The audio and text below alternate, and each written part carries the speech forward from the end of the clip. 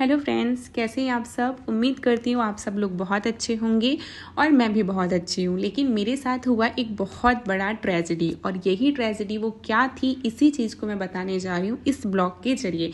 आप सब लोगों ने मुझे बहुत मिस किया होगा कि इसका तो कई दिनों से ब्लॉग ही अपडेट नहीं हुआ। लेकिन जो लोग मुझे इंस्टाग्राम में फॉलो करते हैं वो लोग जानते होंगे कि मेरी लाइफ में क्या चल रहा था।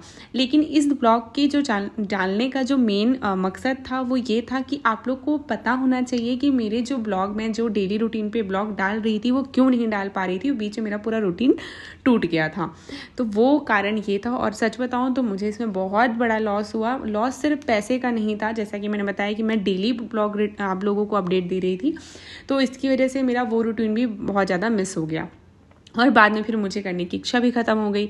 तो लेकिन मैं वापस सब अपनी जगह पे आ गई हूँ। तो मैंने सोचा कि आप लोगों, क्योंकि मुझे कई लोगों के फ़ोन्स कॉल आए थे कि अरे तू ब्लॉग अच्छा कर रही थी, क्यों नहीं बनाया तूने। तो मैं आज आपको बताना चाह रही थी कि वो मेरे साथ क्या हुआ था। तो जैसा कि आप देख रहे हैं, मैं इनके साथ बाइक में आ गई हूँ सिटी वन मॉल। और मेरा जो मेरे साथ हुआ है, मैं नहीं चाहती किसी के साथ हो, क्योंकि इसमें आपका पूरा दिन ख़राब हो जाता है। आपकी इतनी सारी मेमोरीज़ होती हैं, वो सब चीज़ें आपको नहीं पता होता कि वो चीज़ आपको मिलेगी नहीं मिलेगी। तो मेरे साथ हुआ था ये। और जैसे ही मैं सिटी वन मॉल पहुंचती हूँ तो मुझे सामने दिखी गणेश जी, बहुत ही प्यारे रखे हुए थे, क्योंकि उस समय चल रहा था गणेश उत्सव। और आप सब भी दर्शन कीजिए, कितने सुंदर गणेश जी लग रहे हैं। तो मैंने भी थोड़ी देर, क्योंकि मैं ज़्यादा टाइम दे नहीं सकती थी क्योंकि मुझे वापस घर जाना था, इसलिए मैंने थोड़ा सा वहाँ पे बैठ के उनकी प्रेयर में शामिल हुई। और शामिल होने के बाद हम लोग निकल जाते हैं यहाँ से वापस अपने काम के लिए। और फिर मैंने इनको, जब उनका मतलब आरती हो रही थी ना, तो इतना अच्छा लग रहा था। और सच बताऊँ तो गणेश जी इतने सुंदर लग रहे थे कि मतलब आप खुद ही देख लो ना कितने ही प्यारे लग रहे हैं। फिर मैंने इनको बोला कि आप भी थोड़ा सा जाके वहाँ पर खड़े हो जाओ। तो उन्होंने बोला नहीं नहीं, हो गया, तुम खड़ी थी तब मैं भी पीछे खड़ा था, तो चलो अभी काम कर लेते हैं जिस काम के लिए आए हुए हैं। तो हम लोग निकल जाते हैं। और रास्ते में मिल गए इनके फैंस, तो इन्होंने उनके साथ की मुलाकात। और फिर हम चले आते इंस्पायर का जो शोरूम, मतलब सॉरी सर्विस सेंटर होता है, वहाँ पे आ जाते। तो हाँ, चूँकि हुआ मेरे साथ ये था कि मेरा फ़ोन हो चुका था ख़राब मतलब अचानक चलते चलते ऐसा हो गया कि मेरा फ़ोन बिल्कुल ब्लैकआउट हो जाता है, उसमें एक येलो स्क्रीन आ जाती है। और मैं बिल्कुल ऐसी हो जाती हूँ कि यार अब क्या करूँ, मेरी सारी चीज़ें इसी में है, मेरी कोई फ़ोटोज़, मैंने कोई कभी लैपटॉप वगैरह में अपडेट नहीं करती चीज़ें, जो भी होता है सब फ़ोन में ही होता है। तो मैं बहुत ज़्यादा परेशान हो जाती हूँ। और भैया बोलते हैं कि मैडम इसमें तो बहुत ज़्यादा टाइम लगेगा, पहले आपका इशू।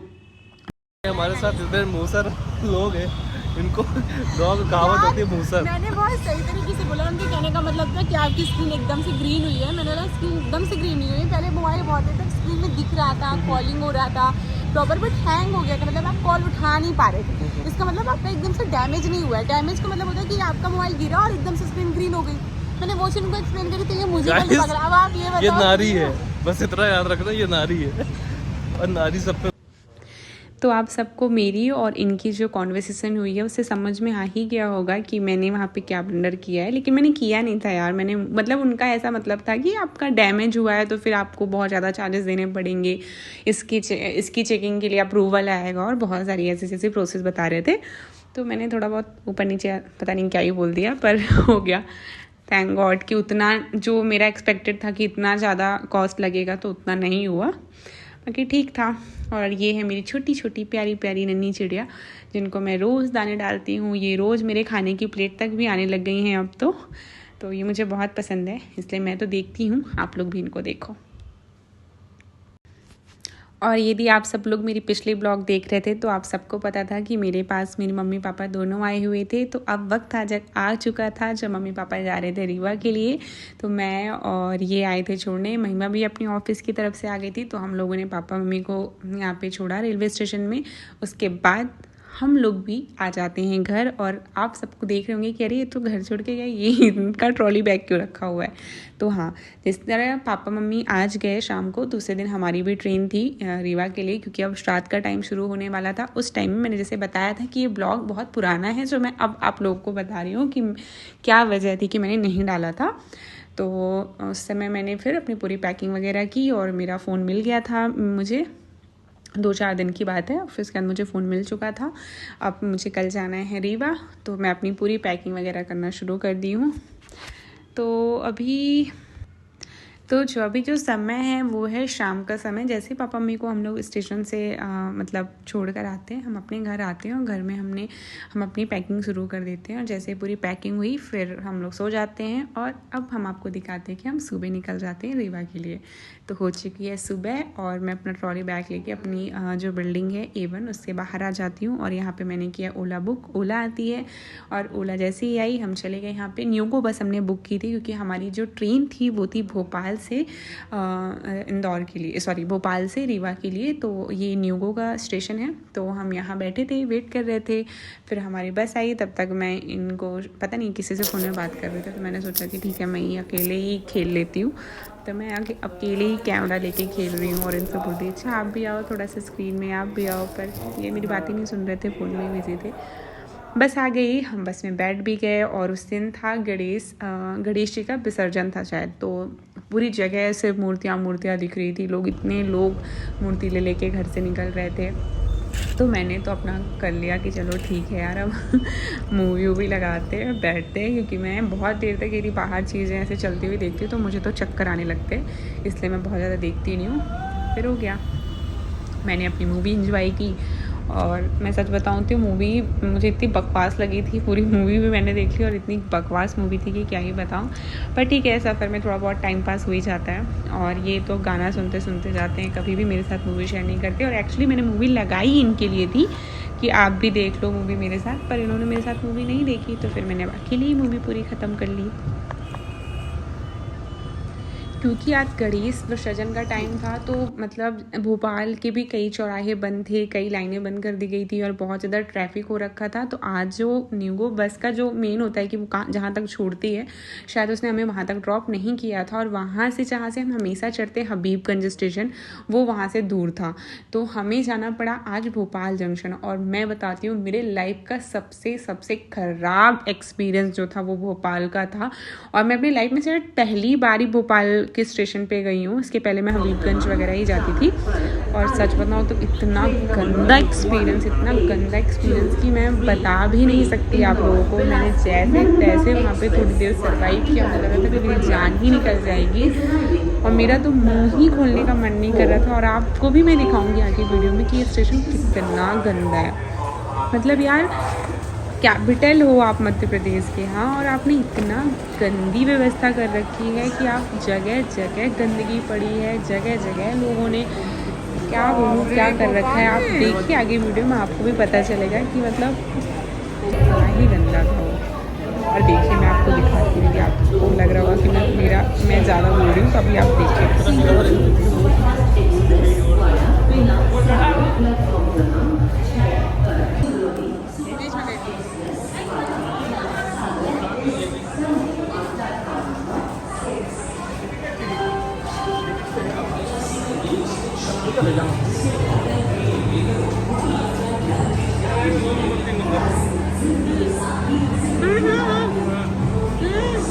हाँ देख लिया।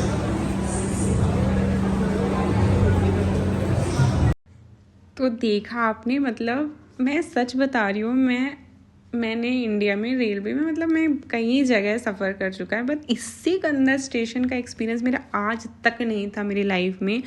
मुझे नहीं पता कि यहाँ की व्यवस्था ख़राब है, यहाँ फिर आने वाले लोग ऐसे हैं, पता नहीं। लेकिन आप देखिए मतलब क्या हालत कर रखी है यार आपने स्टेशन की। आप कहीं भी थूक रहे हो, कहीं भी कुछ फेंक रहे हो।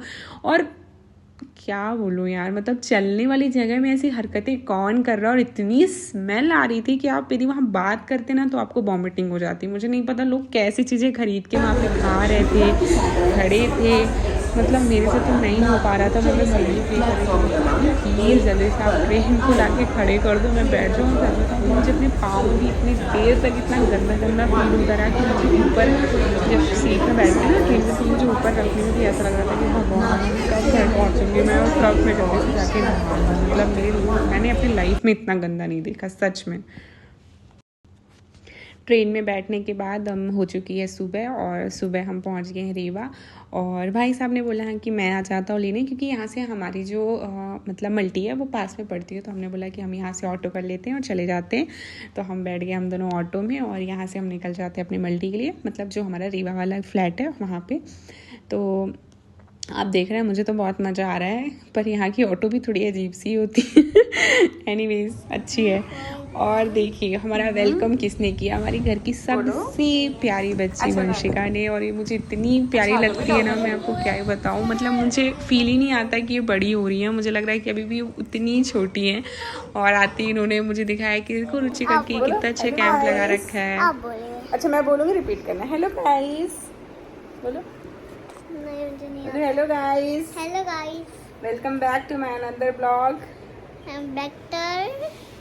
Back to blog my another blog. बोलो please like please like share and subscribe एंड पकड़ाई। आपने बस थोड़ी खाया। कहाँ खाया है, दिखाओ। पेट दिख नहीं रहा है, इसके अंदर क्या है? इसके अंदर तो बोल रही थी खिड़की है, आज दिख जाता। अरे मम्मा के पेट में। तुम किसके पेट में थी? देखो पापा कहने थे। पापा में थी। पापा का पेट बड़ा क्यों है अभी भी? अभी कौन है पापा के पेट? तो आप देख ही रहे हैं मेरे घर में बहुत छोटे छोटे बच्चे हैं। और यहाँ पे मतलब आप बोर ही नहीं होगे, क्योंकि आपको जैसे ही इन दोनों का फेस दिखता है ना, आपका मतलब सब कुछ अच्छा हो जाता है। और आन्या भी आ गई थी स्कूल से, हम लोग ने भी चेंज कर लिया था, हो गई थी शाम। और वंशु को मिला था होमवर्क, तो आज मेरी ड्यूटी थी कि मैं उनका होमवर्क पूरा कराऊँ। तो वंशु बहुत ही अच्छे से अपना पूरा होमवर्क कर रही थी। ये है बड़ी दीदी का सपोर्ट, है ना वंशु? आन्या जैसे ही सब इनका होमवर्क कंप्लीट हो जाता है तो हम अपने दूसरे वाले फ्लैट में आ जाते हैं। और दूसरे वाले फ्लैट में यहाँ पे नीतू दी हैं और आन्या वंशिका, हम सब ने बैठ के खाना खाया। और खाना खाने के बाद ये लोग बैठ के कैरम खेलने लग जाते हैं। मुझे तो सच में अपने उंगली में दर्द होना शुरू हो जाता है, इसलिए मैं नहीं खेलती। पर वंशिका मतलब एक के बाद एक इतनी अच्छी तरीके से प्ले कर रही थी कि देखने लायक था, और हम सबको बहुत मज़ा आ रहा था। और मैं तो फुल सपोर्ट में वंशु की थी। और अब हम वापस से अपने इस फ्लैट में आ जाते हैं और फिर एसी ऑन हो जाती है और हम चले सोने। मिलते हैं नेक्स्ट ब्लॉग में, तब तक अपना ध्यान रखें, अपनों का ध्यान रखें।